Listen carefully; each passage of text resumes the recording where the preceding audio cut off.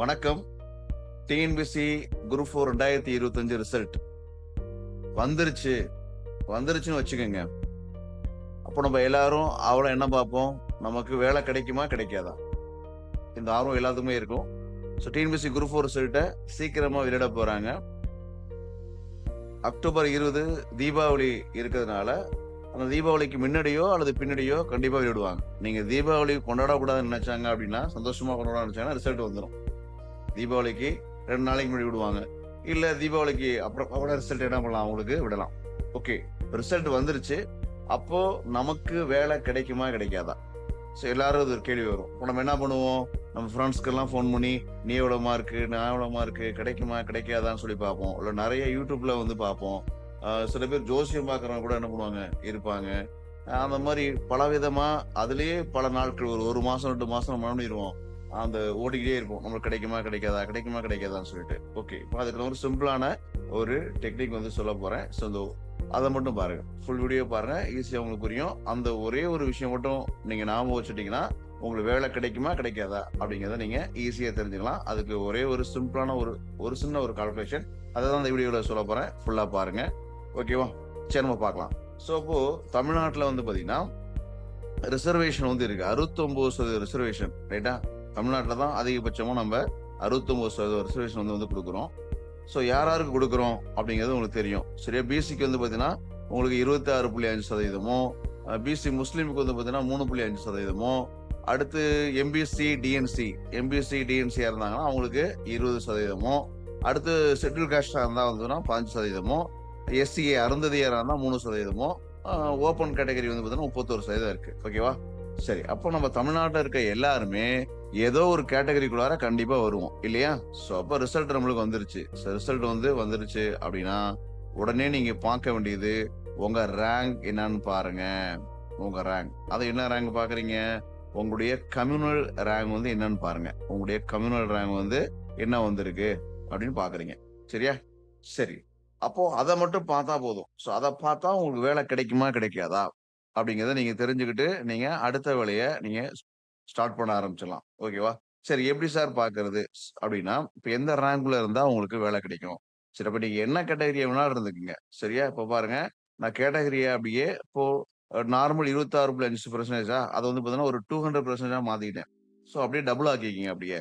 அப்படியே டபுள் ஆக்கணும்னா, பிசிக்கு 53%, பிசி முஸ்லிமுக்கு வந்து பார்த்தீங்கன்னா 7%, எம்பிசிக்கு வந்து 40%, எஸ்சிக்கு வந்து 30%, எஸ்சிஏக்கு வந்து பார்த்தீங்கன்னா 6%. ஓகேவா? சரி. இப்ப இத மட்டும் நம்ம ஒரு கால்குலேஷன் ஈஸியா இருக்கறதுக்காக ஒரு 50% வச்சுக்கோமே. ஓகே வருவோம். இப்போ இப்போ ரிசல்ட் வந்துருச்சு. உங்க ரேங்க் வந்து வந்திருக்கு. இப்போ நீங்க ஒரு பிசி கேட்டகரியா இருக்கீங்க. உங்களுக்கு வேலை கிடைக்குமா? கிடைக்கும். எப்ப சார் கிடைக்கும்? அப்படின்னா, இப்போ எடுத்துக்காட்டுக்கு இப்போ நம்ம ஒரு ஜூனியர் அசிஸ்டன்ட்க்கு வந்து பார்த்தீங்கன்னா, ஒரு ஜேஏ போஸ்டிங் வந்து பார்த்தீங்கன்னா, உங்களுக்கு 5000 வேக்கன்சி இருக்கு. டோட்டலா ஜூனியர் அசிஸ்டன்ட்க்கு ஃபுல்லா சேர்த்து மொத்தம் 5000 வேக்கன்சி இருக்குன்னு வச்சுக்கங்க. சரியா? சில டைம்ல நம்ம சொல்றது பளிச்சாலும் பளிக்கும் இல்லையா? இப்ப 5000 வேக்கன்சி ஜூனியர் அசிஸ்டன்ட் மட்டும் இருக்கு. எப்படி இருக்கும்? சூப்பரா இருக்கும் இல்லையா? சரி அப்படி வச்சுக்கங்க. அப்படி வச்சுக்கிட்டீங்க அப்படின்னா, இப்போ இதுல 50% எவ்வளவு? அப்ப பிசி கேட்டகரி ஃபர்ஸ்ட் பார்ப்போமா? பிசி கேட்டகரிக்கு 50% எவ்வளவுப்பா? 2500.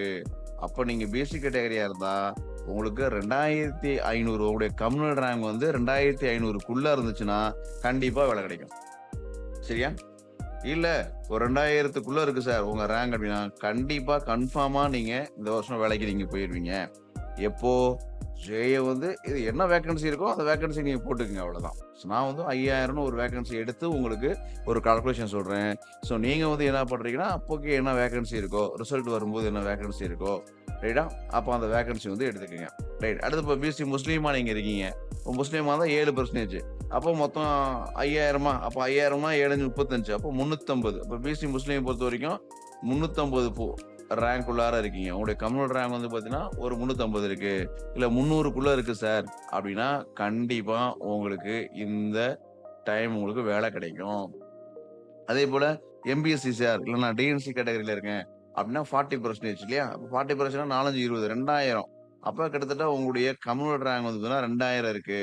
2000க்குள்ள இருக்கு. ஒரு 1800க்குள்ளார நம்ம ரேங்க் இருக்கோம் அப்படின்னா, கண்டிப்பா உங்களுக்கு வேலை கிடைக்கும். ரைட்டா? அடுத்து வந்து பார்த்தீங்கன்னா, ஒரு எஸ்சி சார் நானு அப்படின்னா, ஓகே எஸ்சியா? அப்ப என்ன பண்ணும் 3, 5, 15 அப்ப 1500 அப்ப 1500க்குள்ள உங்க ரேங்க் இருக்கு. உங்களுடைய எஸ்சி கம்யூனிட்டி ரேங்க்ல வந்து பார்த்தீங்கன்னா, 1500க்குள்ள இருக்கு. இல்ல ஒரு 1000 ரேங்க்குள்ள இருக்கீங்கன்னா, கண்டிப்பா இந்த டைம் நீங்க கவர்மெண்ட் வேலைக்கு போயிருவீங்க.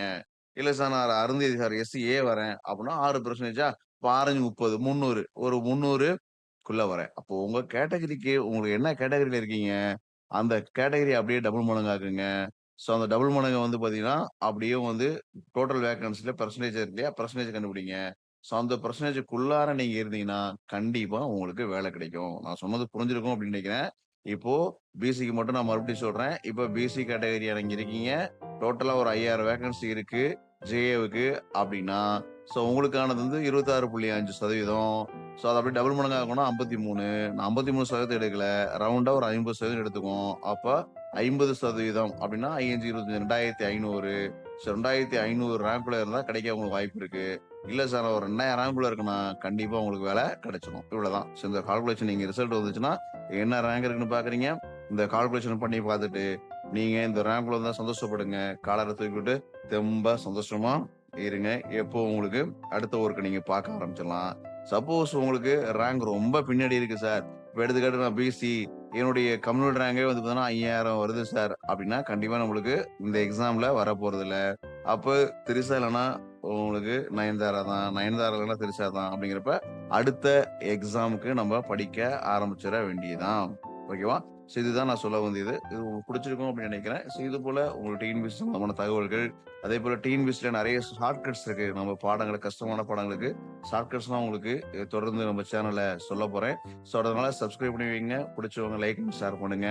சப்ஸ்கிரைப் பண்ண மறக்காதீங்க. நிச்சயமா உங்களுக்கு அடுத்தடுத்த வீடியோஸ் வந்து உங்களுக்கு யூஸ்ஃபுல்லா இருக்க மாரி நெறைய வீடியோஸ் உங்களுக்கு குடுக்கப் போறேன். மிக முக்கியமா ஷார்ட்கட்ஸ் நெறைய உங்களுக்கு நான் நம்ம சேனல் மூலமா சொல்லிக் குடுக்கப் போறேன். ஓகேவா? Thank you. பாய்.